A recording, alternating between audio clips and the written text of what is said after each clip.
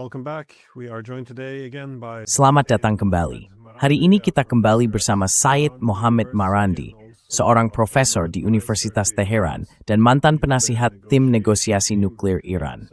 Terima kasih telah meluangkan waktu. Saya telah melihat beberapa gambar yang sangat mengkhawatirkan dari Teheran yang menunjukkan serangan di pusat kota. Anda pasti sangat lelah, jadi saya sangat menghargai kehadiran Anda bersama kami.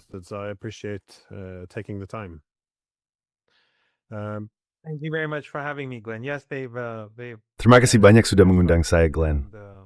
Ya, mereka melakukan serangan udara, dan saya mendengar dari salah satu teman saya bahwa rumahnya rusak tor. Jadi mereka menyerang sasaran sipil. And so they are striking civilian targets. Baik, ini adalah hari kedua perang.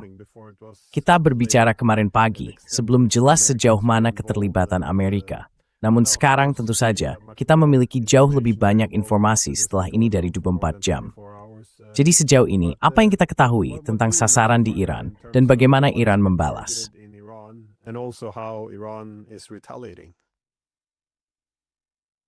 Well, the assassinations, except for Nah, pembunuhan-pembunuhan itu, kecuali terhadap pemimpin dan para jenderal yang gugur, tidak efektif. Dan seperti yang telah Anda lihat, respons Iran berlangsung segera dan berkelanjutan. Ada serangan rudal dan serangan drone terhadap rezim Israel, tetapi juga terhadap aset, target, dan kompleks militer AS, lebih dari sekadar kompleks militer. Dimanapun AS memiliki aset, mereka juga menjadi sasaran. Saya pikir fokusnya lebih banyak tertuju pada Uni Emirat Arab dan Bahrain dibandingkan tempat lain. Jadi hal ini terus berlanjut, dan selain itu sejauh yang saya pahami, Iran sebagian besar menggunakan senjata lama, drone lama, rudal lama, dan rudal generasi baru jarang digunakan atau bahkan tidak digunakan dalam banyak kasus.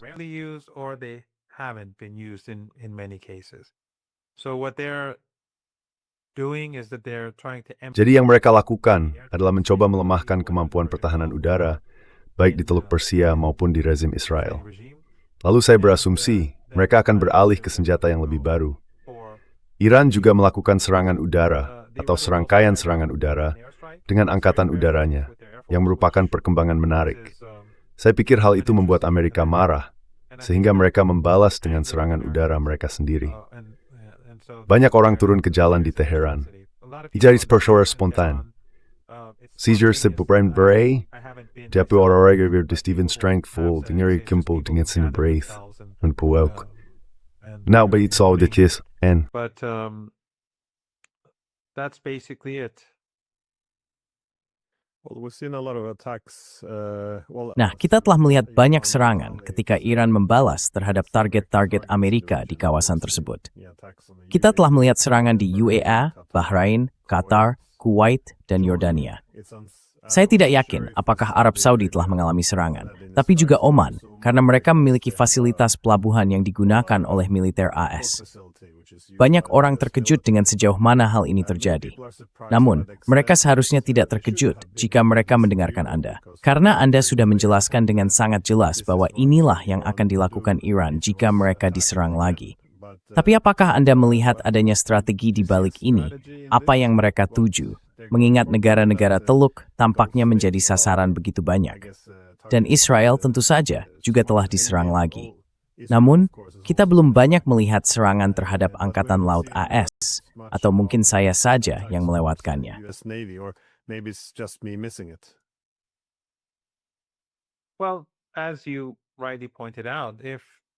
Nah, seperti yang Anda tunjukkan dengan tepat, jika rezim Trump memiliki orang-orang yang punya akal sehat, mereka akan menyadari bahwa hal ini akan terjadi.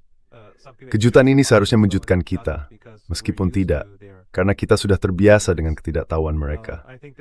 Saya pikir akan ada eskalasi lebih lanjut di masa depan jika Amerika Serikat dan rezim Israel terus menempuh jalur ini.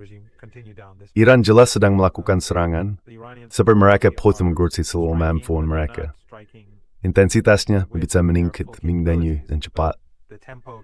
Tentu tes-teskan sebelum, kemampuan berdaya Iran bukanlah satu tes the disdain from forward.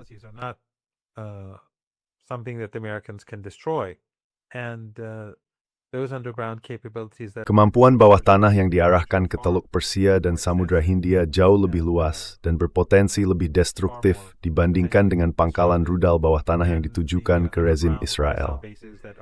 Pangkalan-pangkalan ini telah dibangun sejak invasi ke Irak, sehingga Iran telah mempersiapkan diri menghadapi kemungkinan serangan, agresi, atau invasi dari AS sejak sekitar tahun 2003, jika tidak lebih awal. Setelah tahun 2003, mereka benar mulai berfokus pada fasilitas bawah tanah, teknologi drone, dan teknologi rudal. Jadi saat ini Iran sedang merugikan Amerika dan mereka juga merugikan rezim-rezim Arab tersebut karena pasar dari seling atau terbau. Mungkin secara permanen. because the markets there are going to be badly affected and probably permanently. I recall, and I'm sure you recall, Saya ingat, that before dan saya yakin Anda juga ingat, bahwa sebelum Saddam Hussein menginvasi Kuwait, Kuwait adalah permata Teluk Persia dalam hal kekayaan dan kemakmuran.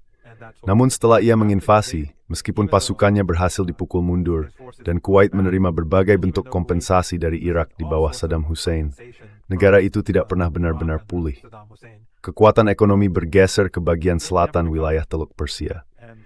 Saya tidak berpikir Uni Emirat Arab, Qatar, Verkersenrein Israel Stolthader was penuh taping, menumskent, menjupain yujwa, mukth.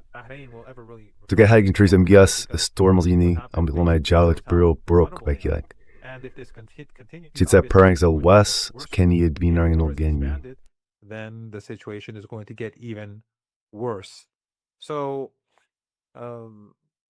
they are not. Jadi ada pembicaraan bahwa Arab Saudi dan Uni Emirat Arab mungkin akan melancarkan semacam serangan terhadap Iran. Iran will have Yang menurut saya akan sangat bodoh, karena itu akan memberi Iran alasan untuk membalas mereka dengan sangat keras.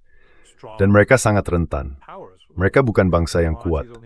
Penduduk pemegang paspor di Uni Emirat Arab hanya sekitar 1,4 juta orang, dan Arab Saudi saja tidak bisa mengalahkan Yaman. Dan tentu saja jika Arab Saudi berhadapan dengan Iran, mereka bisa mengharapkan Yaman membuka front melawan mereka juga. Kita akan lihat bagaimana hal itu berkembang. Namun, bagaimanapun juga, intinya adalah bahwa Iran bisa melakukan jauh lebih banyak daripada yang sedang dilakukannya sekarang. Iran sedang mempersiapkan perang jangka panjang, tetapi kita sedang menyaksikan gelombang demi gelombang serangan rudal dan drone yang cukup mengesankan terjadi. Wave of missile and drone attacks taking place. Well, we'll see now the Baik, confirmed, sekarang kita akan melihat setelah terbunuhnya Khamenei yang telah dikonfirmasi. what is the significance Saya ingin tahu of this apa makna current dari peristiwa ini conflict? dalam konteks konflik tersebut. Saya telah melihat tentu saja beberapa kerusuhan marah di Pakistan, di Karachi, ketika mereka menyerbu dan membakar konsulat Amerika. Saya juga melihat orang-orang di Bahrain merayakan saat Iran menghantam armada kelima Amerika. Dan tentu saja, di beberapa kota di Irak, masyarakat juga turun ke jalan. Namun jika kita menerjemahkan semua itu ke dalam, saya kira makna sebenarnya dari konflik ini. Karena bagi AS, hal ini tampak seperti, tahu kan, misi berhasil dengan spanduk di kapal induk mereka. Tetapi apa sebenarnya makna dari semua ini? What is the significance of this? Ya, Ayatollah Khamenei adalah sosok yang sangat berpengaruh. And Dan nembis Kavverkers Ampapers. languages. He was a master. Dia adalah seorang ahli sastra Persia. He was a master in Ia juga menguasai sastra Azeri dan Arab, serta memahami bahasa Inggris. Itu sesuatu yang saya baca banyak novel berbahasa Inggris yang saya tahu. Saya pikir salah satu novel barat favoritnya adalah Les Miserables karya Victor Hugo. Ia beberapa kali dipenjara sebelum revolusi, dan setelah revolusi, ketika perang dimulai, ia menjadi salah satu pemimpinnya. Saat perang pecah, Isgas ke garis depan sebagas move you forward. Skempi bermembrai mutual reasons. As a volunteer, even though he had no military experience, he gained his experience in the battles during the first. Ia memperoleh pengalamannya dalam pertempuran selama bulan-bulan pertama perang, ketika angkatan bersenjata Iran berada dalam kekacauan. And the whole Itu terjadi tepat setelah revolusi, dan seluruh angkatan darat telah sangat melemah. Banyak perwira dan wajib militer memblot untuk mendukung revolusi, dan banyak jenderal meninggalkan negara, beberapa bahkan tertangkap. Jadi Angkatan Darat tidak berada dalam kondisi baik ketika Saddam menyerang. Itulah salah satu alasan mengapa mereka jelasnya melakukan invasi. Pasukan Garda saat itu hanya memiliki beberapa senjata ringan. Jadi ketika ia berangkat, mereka pada dasarnya bertempur bukan sebagai tentara terlatih, melainkan sebagai relawan. Orang-orang yang hampir tidak memiliki apa-apa di hadapan tentara yang sangat kuat. Ketika ia menjadi presiden, menjelang akhir perang, saat Amerika bergabung dan bertempur bersama Saddam Hussein, perang menjadi jauh lebih sulit. The war became much more difficult, and he left Tehran and went to the war. Dia meninggalkan Teheran dan pergi ke garis depan perang, ke daerah-daerah paling sensitif tempat pertempuran berlangsung. Ada banyak kekhawatiran bahwa dia mungkin terbunuh, tetapi dia ingin berada di sana untuk meningkatkan semangat. Itulah tipe orangnya. Kami melihat bahwa dia tetap berada di kantornya. Dia sedang berpuasa selama Ramadan, dia bekerja, dan dia terkena serangan. Namun Barat dan propaganda anti-Iran mengatakan bahwa dia bersembunyi di suatu tempat. Vital, Stebrai Tunalit. Kami termelihat endoreng turun secara spontan sejak pagi. From since early this morning, and people were out till late last night, not knowing that he was. Orang-orang berada di luar hingga larut malam tadi, tanpa mengetahui bahwa dia adalah seorang martir. Namun kemudian, mereka keluar lagi pagi ini. Jadi, seperti yang Anda tahu, banyak orang sedang berduka, dan secara umum dia adalah sosok yang sangat populer. Barat ingin menggambarkannya sebagai sosok yang tidak disukai dan dibenci. Tetapi Anda melihat sendiri pawai pada 11 Februari, saya yakin banyak pemirsa Anda juga melihatnya, pada peringatan revolusi. Jad litak sentimen berat Iran, meskipun ada sanksi, with stress with them, dutrang deep deflirting kepada rakyat. And the hardship that's imposed on the people.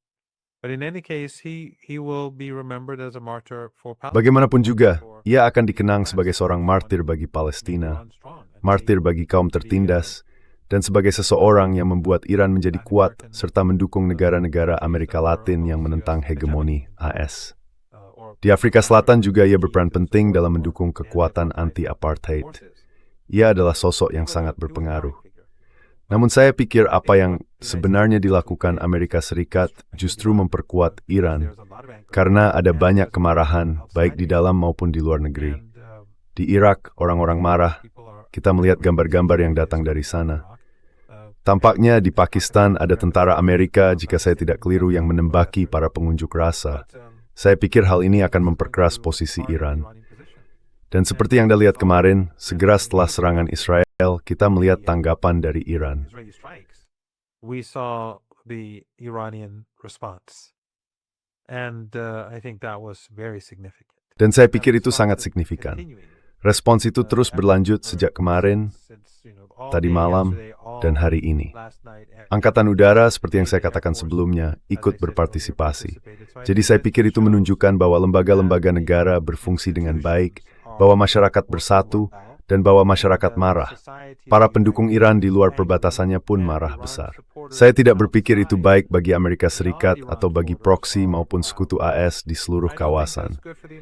Jadi dalam arti tertentu, mereka justru lebih banyak merugikan diri sendiri daripada mendapatkan keuntungan, berlawanan dengan apa yang mereka harapkan. Mereka telah menjadikannya seorang martir, secara harfiah seorang martir. Dan saya pikir hal itu akan membuatnya jauh lebih populer, bahkan di luar basis pendukungnya yang biasa. Beyond the normal constituency. This culture of Karbala and Ashura and Imam Hussein. Budaya Karbala dan Asyura, serta Imam Husain, cucu Nabi, sangat-sangat kuat dalam budaya Iran dan Syiah, dan juga dalam budaya Islam secara lebih luas, bahkan di kalangan banyak Sunni. Kesyahidannya telah dibingkai atau dipandang dalam konteks itu karena musuh Yazid di zaman kita, Trump dan kelas Epstein, menjadikannya sasaran. Jadi hal itu meningkatkan kekuatan lunak Iran, memperkuat persatuan dan simpati terhadap posisi Iran. Saya tidak melihat ini sebagai sebuah kekalahan. Maksud saya, tentu saja akan ada kesulitan. Beberapa jenderal harus digantikan, dan kemudian seorang pemimpin baru akan ditunjuk sesuai dengan konstitusi. Namun saya pikir, dalam gambaran yang lebih luas, hal ini justru memperkuat Republik Islam dan perlawanan. The Islamic Republic and the resistance. One thing that stands out here, though, Satu hal yang menonjol di sini, sebagai catatan akhir dari 24 jam terakhir, adalah bahwa peristiwa ini tidak mengikuti tangga eskalasi yang lambat dan tradisional seperti yang banyak orang perkirakan.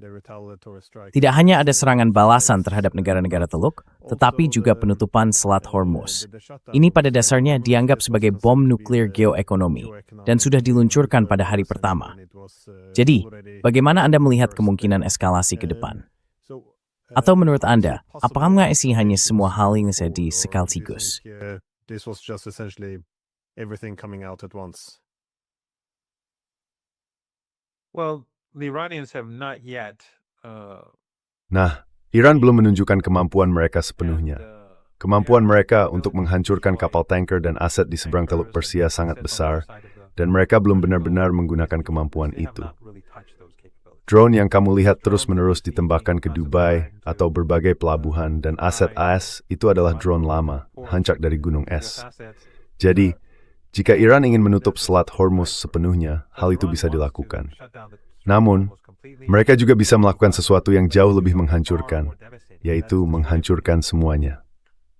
Jika semuanya dihancurkan dan kemudian tercapai perdamaian atau gencatan senjata atau penghentian pertempuran, dan Selat Hormuz dibuka, tidak akan ada kapal yang melintas di selat itu, dan tidak akan ada produksi minyak atau gas yang bisa diangkut keluar dari Teluk Persia. Ships can take out of the Persian Gulf.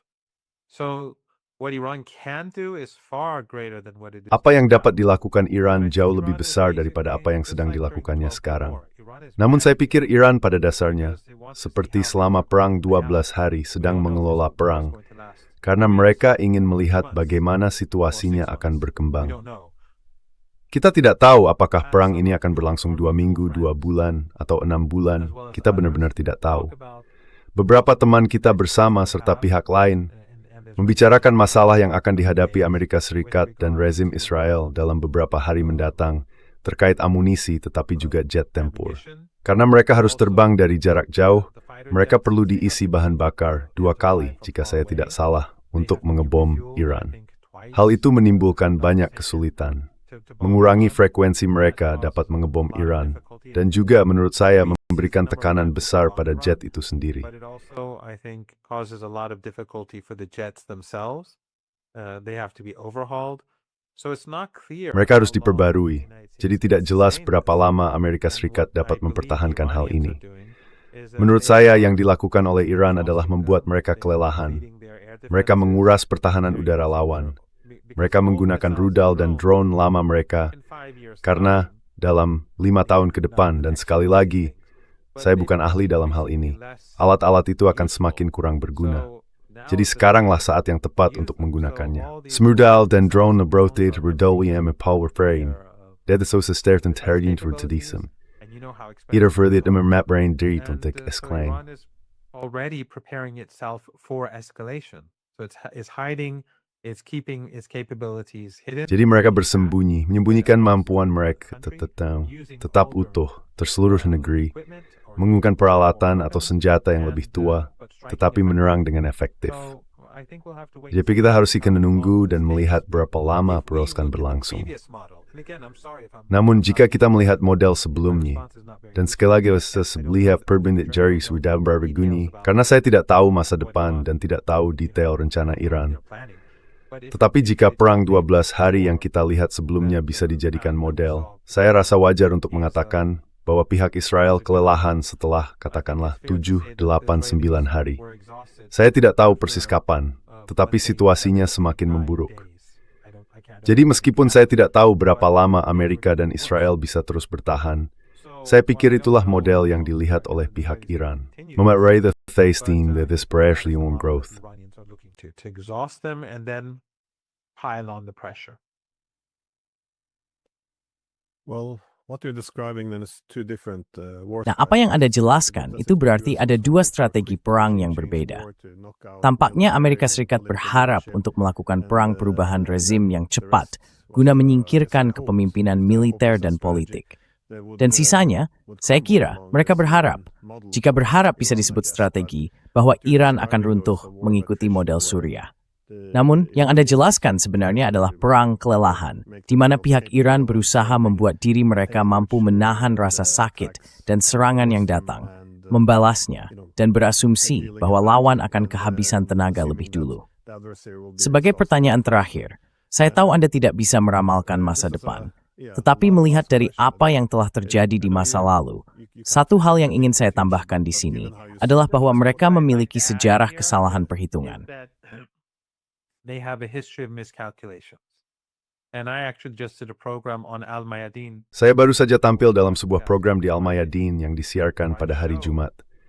Saya menunjukkan bahwa narasi tentang Iran yang runtuh hancur, bahwa revolusi dibenci oleh kaum muda, dan bahwa sebuah kontra-revolusi atau revolusi baru akan segera terjadi, telah ada sejak akhir 1980-an, seperti di Meledat 90-an, dan seterusnya. Narasi itu terus berulang. Hal yang sama terjadi lagi, dan tidak ada yang berubah.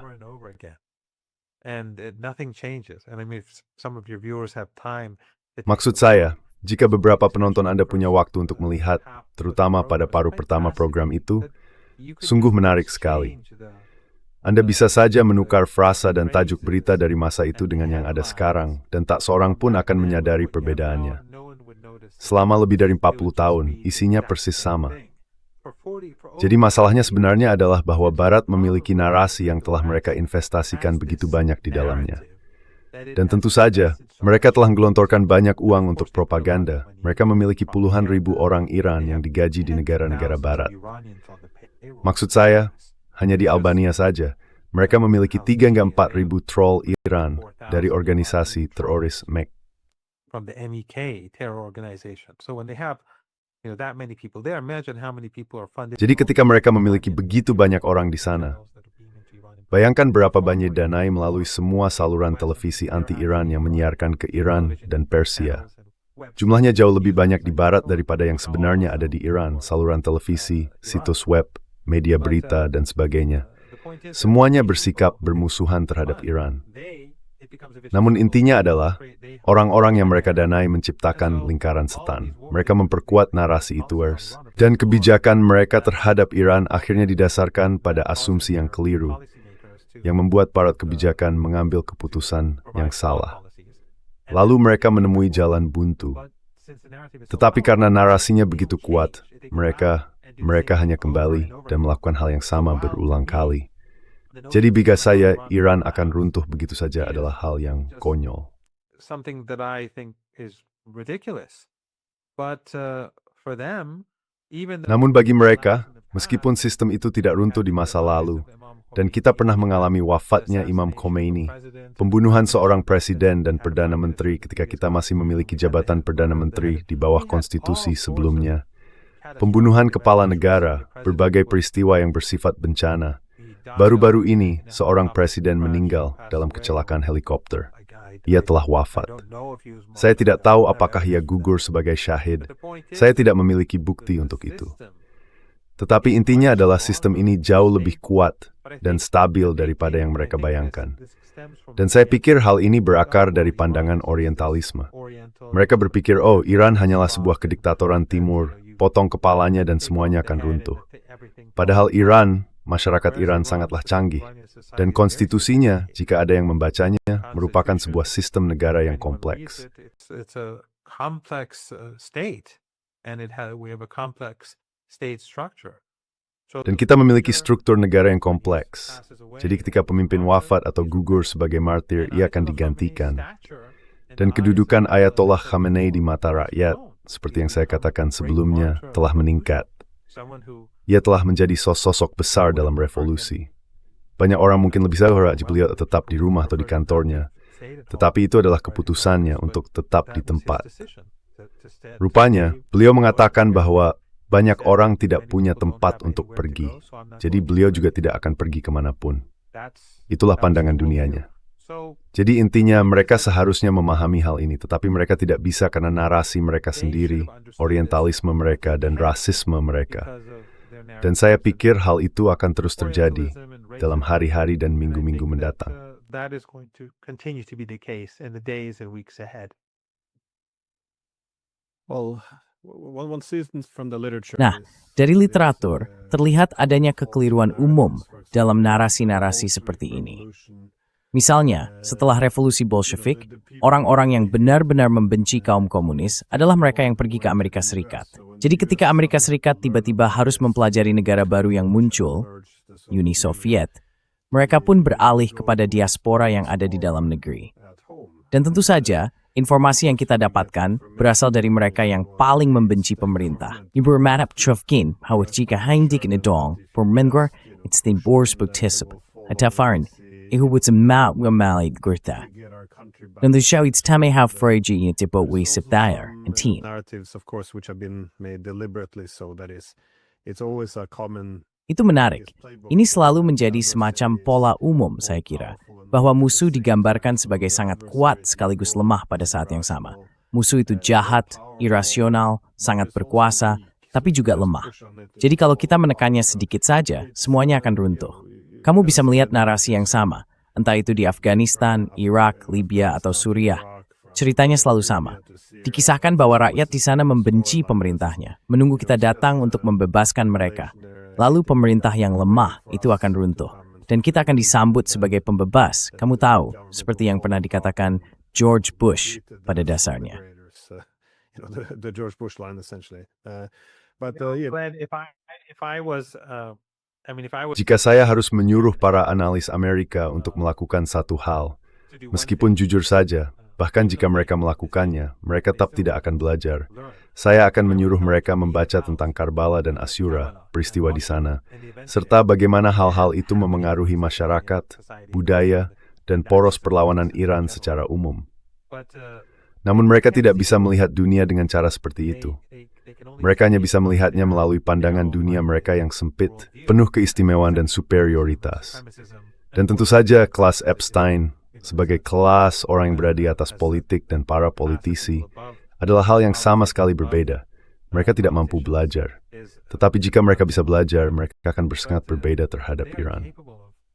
But if they did learn, they would behave very differently towards Iran. And I think the sort of things that I've been saying over the years, which Saya rasa hal-hal yang sudah saya katakan selama bertahun-tahun benar-benar membuat mereka kesal.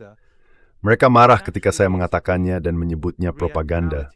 Padahal sebenarnya itu hanyalah kenyataan, fakta sederhana di lapangan.